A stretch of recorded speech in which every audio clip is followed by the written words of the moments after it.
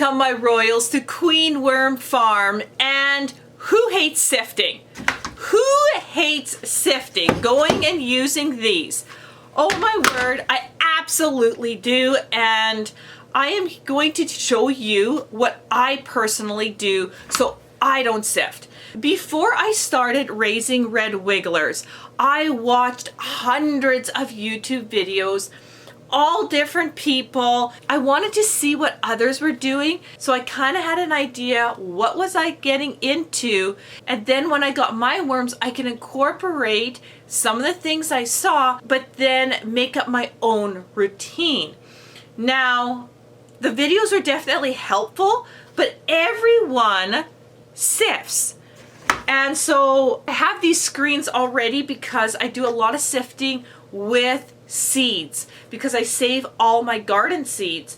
But to use them to sift worms and to separate the worms from the substrate or bedding, or separate the eggs or the cocoons from the bedding as well, well, let me just say, it's a pain in the butt.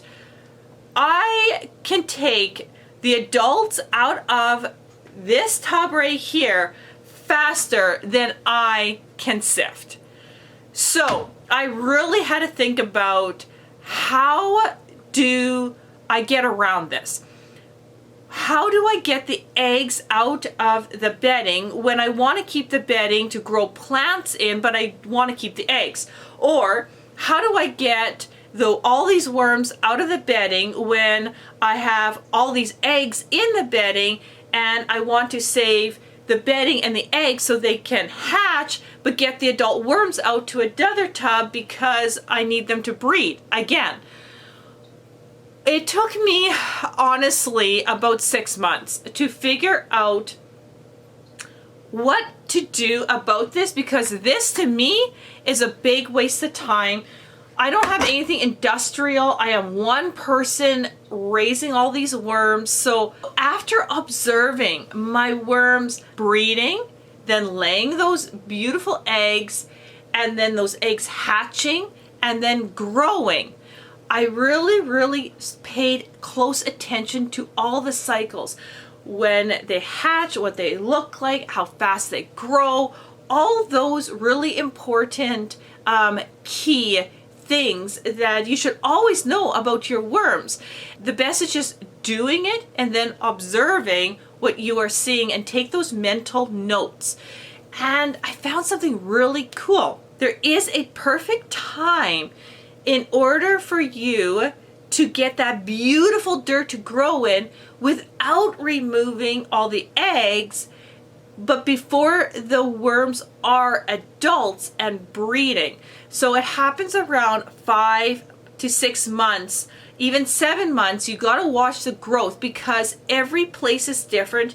Your basement or your area might be a little bit warmer, therefore the worms grow a little faster, or it might be a little cooler, therefore your worms grow slower.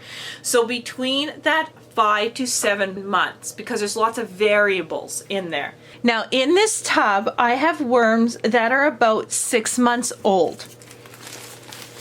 And let me show you something really cool.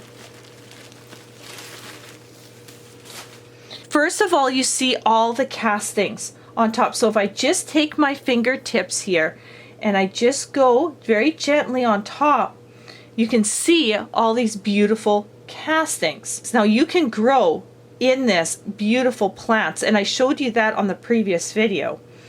So we can see here as I move all these castings away, there is some worms here, but I don't see much bedding that is not decomposed. Now there is some shavings here. Shavings always take longer to decompose, but everything else here is, well, look at that, pretty much decomposed. So these worms really need some new bedding. So let's dig down a little bit more, and I'm just going to put these off to the side.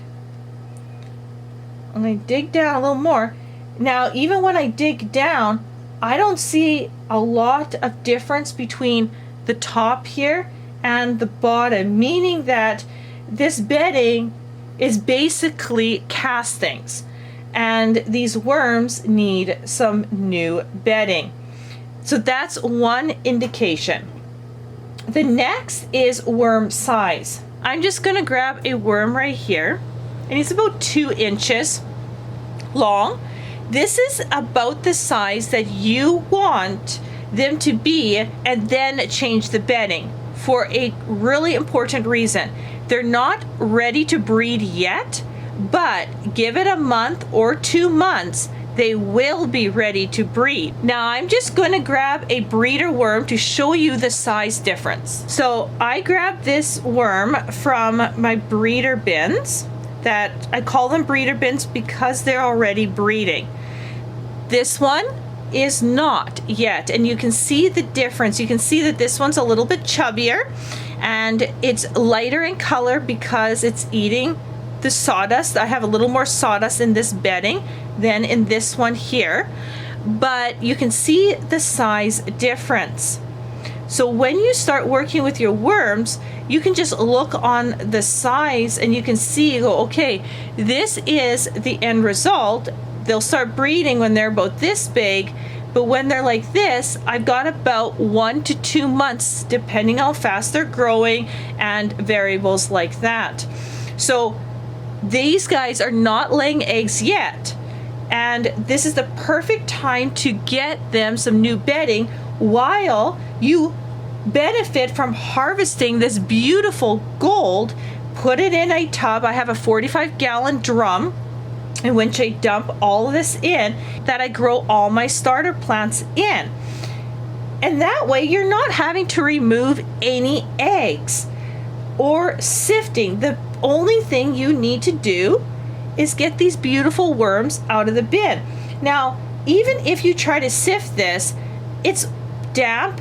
You would have to let this dry out. Now, when I let things dry out, then worms start to get really mad and they can die. So I just find it easier to spend 25 minutes, 30 minutes, get all the worms out of here, give them new bedding, than it is to try to get the worms out of my sift that are stuck in all the crevices and just manually do this. So I'm gonna put them back, put this breeder worm back into its bin, and I'm gonna just show you really quick how I remove the worms out of here. So the very first thing that I do is add a little bit of water to a little bit of peat, get this mixed in, and this is my transfer tub.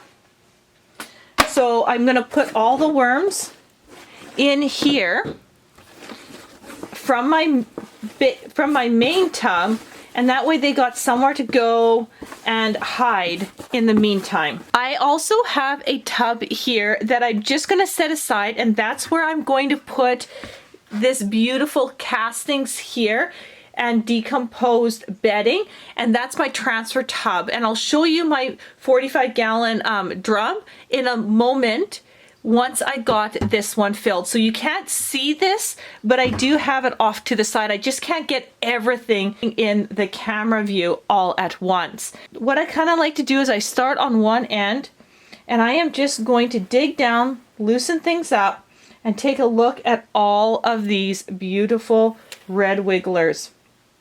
And I'm going to just move them off to the side and just make a working space for myself right now.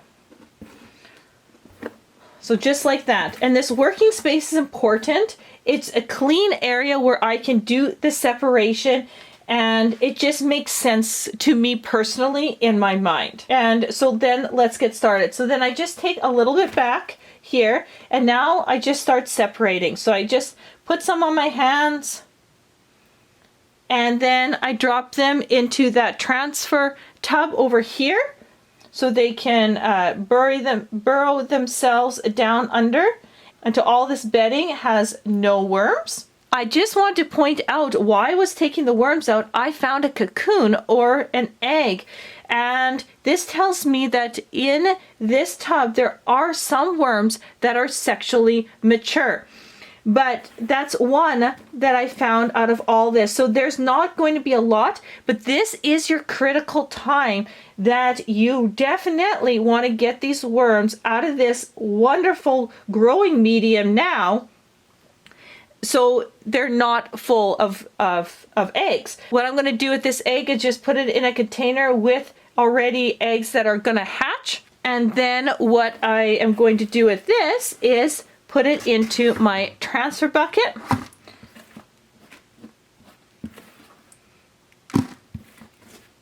After I take that bedding out, I again go over here and add some more. Clear these of worms, any eggs that I see, if I see any, and then put the finished dirt in this transfer bucket until it's full. So I'm going to work on that, and then I'll come back and I'll show you how I store this bedding for later use. We're empty, and take a look. I've got the beautiful castings right in this bucket, and I got another bucket too. I got two of them.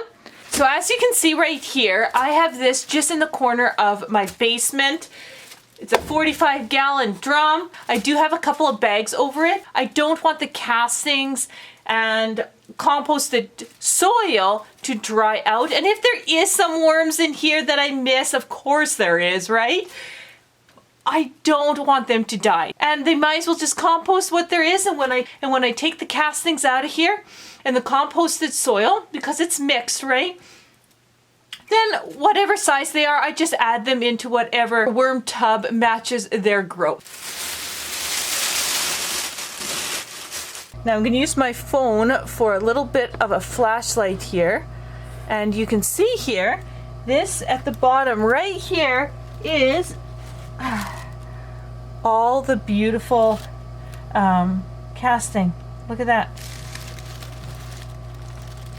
And so this is what I'm growing my plants in. And then I just take my bucket here and I literally just pour it in, and I just keep collecting. So this is the best way that I have found to gather the castings and store it without sifting. So I hope you found this video helpful. Definitely comment, subscribe to my channel, and I will see you on the next video.